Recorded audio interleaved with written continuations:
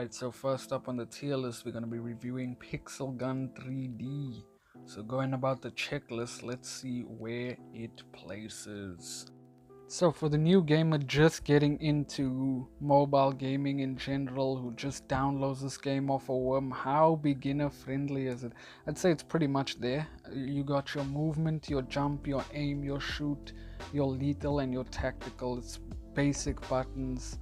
If you've ever played Minecraft, that's about as much of the movement tech that you need to know. Isn't anything too crazy going on, that's just about all you need to know. In the lobby, I'd say everything's pretty much there. As long as you can read, then you could pretty much navigate the game pretty well. If we take a look at who can play the game, it's pretty open in terms of devices. I think anything 3 gigs upward, you're pretty good off. So that really opens the door to a lot of phones. I think any mobile gamer out there can get this game and play it. Size, the game's like 400 megabytes, so size wise it's pretty good as well. Anyone can get into it, anyone can get it. It's pretty good in terms of that there.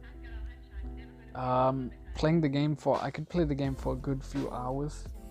My phone doesn't heat up. I can play it until I feel like it's not playing it anymore, and my phone doesn't heat up.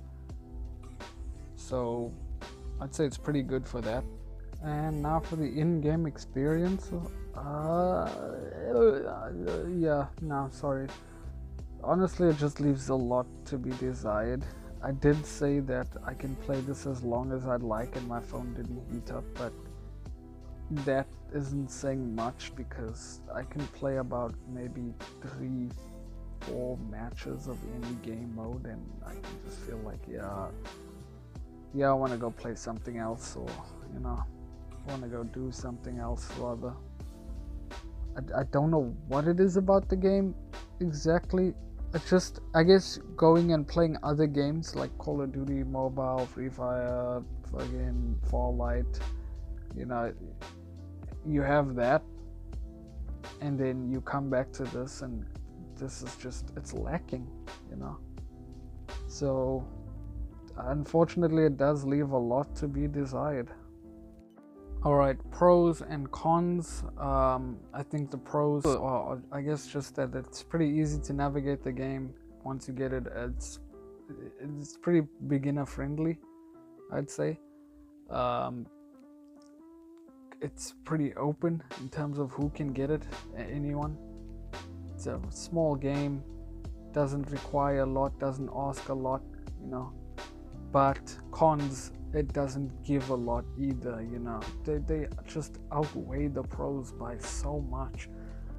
I think it's the fact that it's paid to play, and that's the main reason everyone and anyone leaves the game, is because of how paid to play it is. I think the further you progress, you get almost punished for progressing in the game. So the further you get in the game, the more you actually have to spend, which I think is actually sad. And then they still run ads, like full screen adverts in the game, like it's some kind of fucking cookie clicker game, which is terrible. Oh my gosh. The fact that they're super stingy, they have you needing diamonds and coins, and then they're super stingy, which is basically saying you better purchase, otherwise you're not gonna have fun in the game. There's been so many instances where you can like take a snipe and get a headshot and you won't get a kill.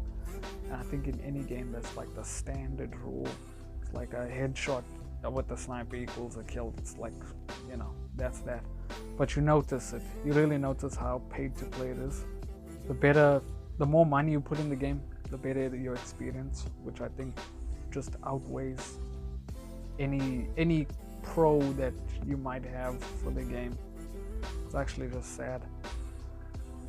So overall, in the ratings, I'm gonna put this in a D tier. I don't think they've done anything to deserve anything more than that. I think the fact that it's on the list at all is pretty good, but D tier is about as good as you're gonna get.